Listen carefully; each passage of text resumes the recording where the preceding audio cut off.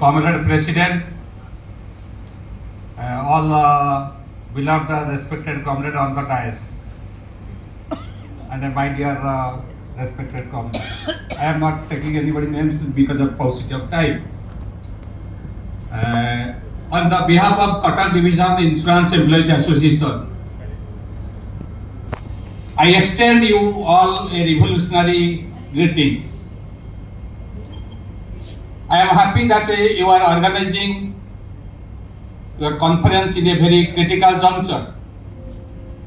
I am also equally happy that Cuttack Division Insurance Employees Association and the EZGIEA had a very good relation in the past, and this also continues today. Very good relation with the EZGIEA and the CDIA. That is a great feature of the trade union movement in Odisha. The conference is being held just prelude to the AIA conference to be held in Bhubaneswar in next month. It is held in a very critical juncture when one is experiencing holy crisis. There is a Trump is whimsically, capriciously imposing tariff at his will. Global order in the disastrous position. There is no rule regulation. The rule that benefits USA is the rule of war. Just before, we have witnessed the model of democracy in Bihar. Just one day before, we have seen the labor laws have been amended, enacted, and new labor code has been formed that will work to the detriment of working class, that will give enough power to the business community, corporate honchos, that will take away the freedom, liberty, democratic right of a working class to wage their struggle, to fight for their legitimate wage, to lead a decent life. The power is being transferred to the ruling class that can take any step to the detriment of trade union movement. We are in a position, we are in a situation where there is a democratic sliding not only in India, throughout the world. Around 75% of the countries are in a place where there is a democracy is declining. Right-wing forces are gradually dominating the political scenario of every country, including India. The position in India is more precarious, more devastating, more cataclysmic, more undemocratic. Working class are gradually, their right to bargaining is shrinking. We may witness rise in nominal wages, but the real wages, considering the inflation, is shrinking, declining. The power of a working class is transferred to the corporate behemoth through privatization. Health, education has becoming costlier, unaffordable. The inflation is eroding the purchasing power of the people. We witnessed a staggering unemployment, pervasive poverty. Hunger, starvation is today's law of order. In a situation, we have to wage battle. I do not know how much working class has realized that they are exploited. The ruling class is able to divide us.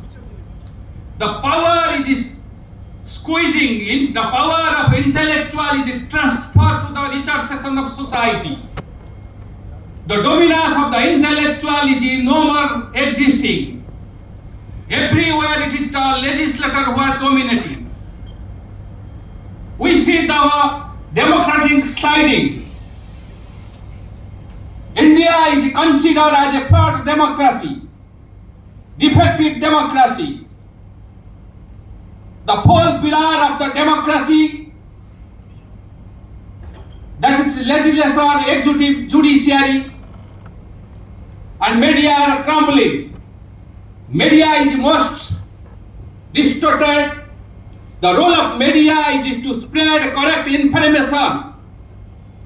Media is a vaccine against misinformation, disinformation. But today media is catering to the interest of the rich corporate ruling class. Media is not educating society. Media is influenced by the taste and preference of the people. The role of media has made us to making us not getting the correct information. In that times, role of intellectual working class is enormous and gigantic. Society today evaluates a human being with money, power, wealth. Governments evaluate its economy in terms of GDP. GDP does not take your happiness, sorrows, emotions, thought. GDP takes into account everything except your worthwhile. Your happy emotions are not taken into consideration. When someone's a medicine done marriage, his owner, GDP declines. When a people die, cremation is take place, or he got face accidents, GDP grows. GDP is just indicator of the economic activities. It is not a well-being of the society, humanity. Life, living is gradually. There is erosion of human values, extinction of moral, ethical values. Society, people may have money, people do not enjoy their life. Peace is disturbed. In Human Development Index, India occupies 130 position out of 193 countries. In this critical juncture, economy, we may see the economic growth. Even economic growth is lower if we compare to the Manmohan Singh era. But the government, the household debt, that is the most important indicator, is increasing. It has increased from 26% in 2015 to 42% in 2024 and 25. Household liabilities, household has increased from 2019-20 to 24-25, 36%, around 46%, I think. But household liabilities has increased more than 102%. When liabilities of people is increasing faster rate than when household liability is increasing faster than the assets of people, that shows the life living of the people is declining. The financial savings has reached 4-decade low. What we see, the growth is the debt-induced growth. and burden of debt is falling on the poor by repayment of a huge repayment through interest payment. The qualitative improvement of life is declining. The government is resorting to the publicity that which we are not able to curb. We are not able to create mass consciousness among the society. Though we boast of that we are 20 crores people who are indulging or participating in the working class society. Today's battle is intellectual driven. I do not know how many trade union people's intellectual are contributing to this intellectual battle. That is the important thing. Society system is rigged in favor of the rich.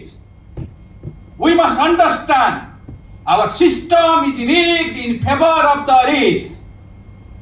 Whoever rules will exploit us. It is only degree will vary. This government is not only communal. This government is not only reactionary. This government does not believe the freedom of media. This government does not believe the democratic values. This government only believe how to capture the power and retain the power and snatch the power.